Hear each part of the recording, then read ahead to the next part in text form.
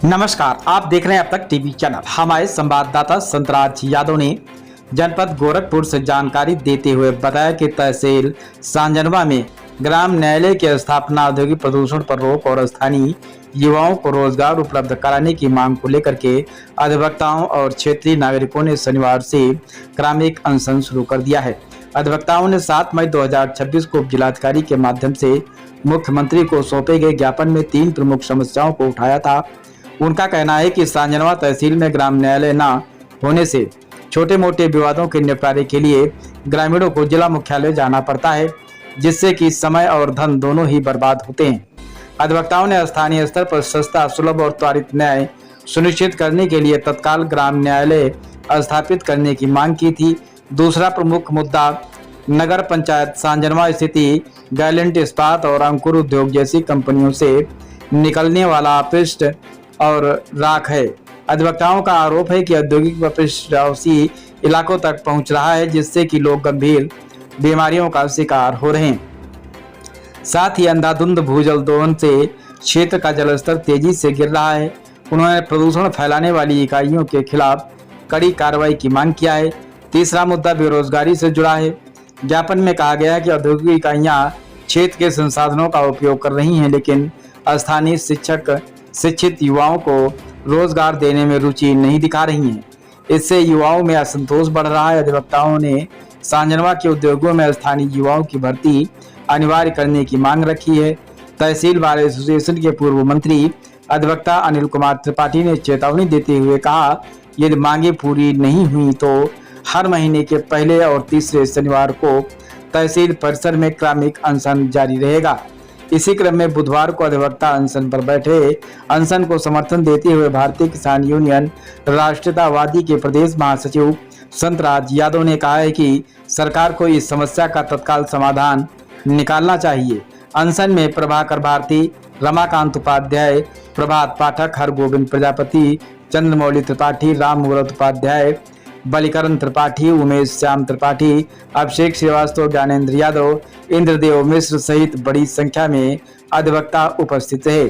अधिवक्ताओं का कहना है कि क्षेत्र की जनता लंबे समय से इन समस्याओं से जूझ रही है, लेकिन जनप्रतिनिधियों की ओर से अभी तक कोई ठोस पहल नहीं की गई है। उन्होंने प्रशासन से मामले का संज्ञान लेकर के शीघ्र समाधान निकालने की भी अपील किया है, जो कि आप वीडियो के माध्यम से देख सकते हैं। आइए चलते हैं हमारे संवाददाता के साथ। बाकी में गोरखपुर कंपनियां में स्थापित हो गया, सहजनवा में क्यों स्थापित नहीं है? चौरी चौरा हो गया, हो जाएगा तो जो लोग बांस काटने जाते हैं उनको यहाँ न्याय सुलभ हो जाएगा। और यहाँ सवाल प्रदूषण का, प्रदूषण से पूरा सहजनवा के अगल बगल के तमाम गाँव तक धूल धक्का, पानी की कमी, सारी समस्याएं है। इस पर प्रशासन कोई ध्यान नहीं देता। जब तक प्रशासन ग्राम न्यायालय की स्थापना का आश्वासन नहीं देता और इस प्रकार प्रदूषण को समाप्त करने के लिए कोई ठोस निर्णय नहीं लेता, तब तक हम लोगों का यह आक्रामक धरना भाई अनिल त्रिपाठी के नेतृत्व में जारी रहेगा।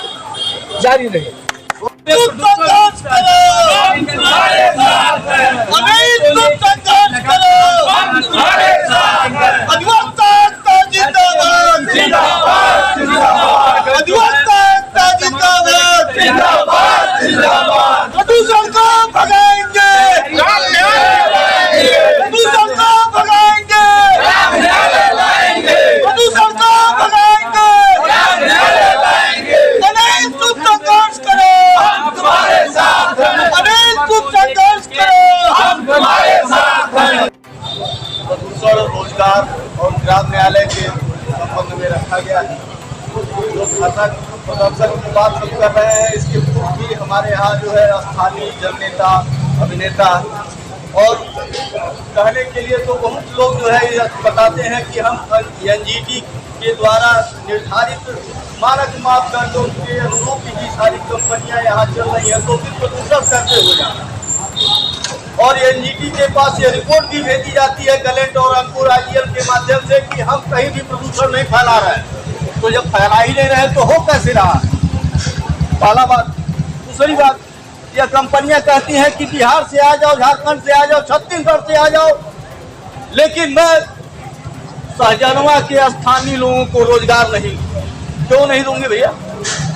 रहोगे मेरे यहाँ, जलस्तर मेरा कम करोगे, फूल मेरे यहाँ फैलाओगे, वातावरण मेरा शुद्ध करोगे, और रोजगार देने की बात आएगी तो रोजगार तुम कहोगे मैं छत्तीसगढ़ के प्रांत के लोगों को दूंगा, बिहार के लोगों को दूंगा, सहजनवा के लोगों को नहीं दूंगा। क्यों? क्योंकि अगर कोई दुर्घटना भविष्य में घटित होती है और यही प्रशासन जाकर उसको मैनेज करता है, बाहर के लोगों को मैनेज करने में इनको कठिनाइयों का सामना नहीं करना पड़ेगा। या स्थानीय लोग रहेंगे तो कहीं न कहीं से छुटपुट रूप से 10-20-50 की संख्या में आकर यह जरूर प्रश्न करेंगे कि यह घटना कारित हुई तो इसका जवाबदेही कौन तय करेगा। महज इसी कठिनाई का सामना न करना पड़े स्थानीय जनता के लोगों को चूतिया बनाती है यह कंपनियां। रहा सवाल हमारे अधिवक्ता भाई ग्राम न्यायालय के लिए यहाँ बैठे हुए हैं, तो यह शासन प्रशासन ही अधिवक्ता के विरुद्ध ही एक क्रियाकलाप ऐसा षड्यंत्र रच रहा है कि प्रदेश के सारे अधिवक्ता अपने अपने टुकड़ी में ही बढ़ जाएंगे। आप एमएससीटी को उठा कर देख लीजिए, जिले पर ट्रिब्यूनल को उठा के भेज दिया गया, डीएम कार्यालय को पर्यटन विभाग में भेज दिया गया, वाणिज्य कर को तारा मंडल में शिफ्ट कर दिया गया। उनका सिर्फ एक उपाय है, उनका सिर्फ एक ध्येय है कि अधिवक्ताओं को फूट डालो और राज करो।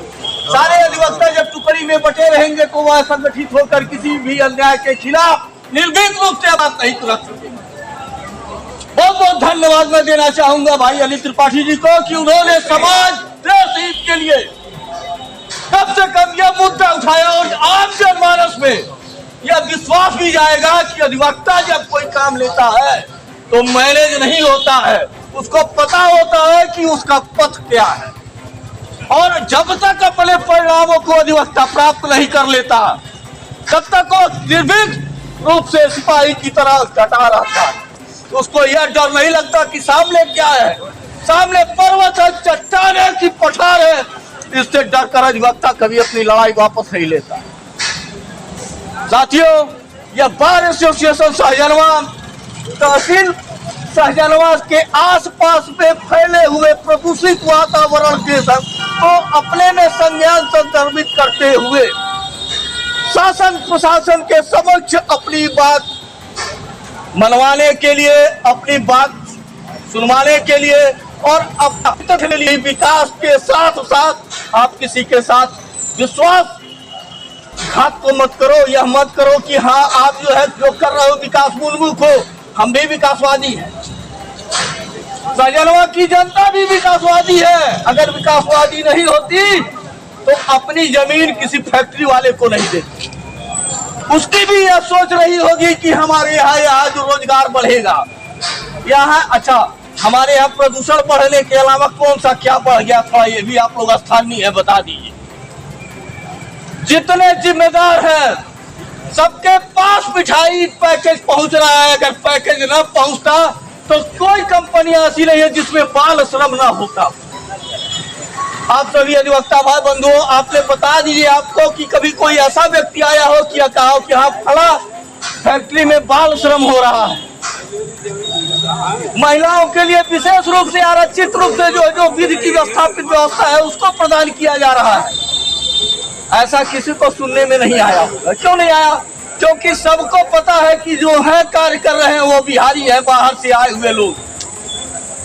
सहजनवा की जनता नहीं है। सहजनवा की जनता अगर रहती तो 150 के संख्या में जाकर ये पूछ पड़ती कि आप क्या कर रहे हो। 12-12 घंटे जो अपने विधि स्थापित व्यवस्था भी नहीं है कंपनियों की, कंपनी ला उठा कर देख लीजिए, यह जनता का शोषण कर रहे हैं। और जनता के शोषण के साथ साथ समाज सहजनवा की जनता का शोषण बखूबी और खुलेआम रूप से कर रहे हैं, जिसमें सबका आला अधिकारियों का सहयोग मिलता रहा है।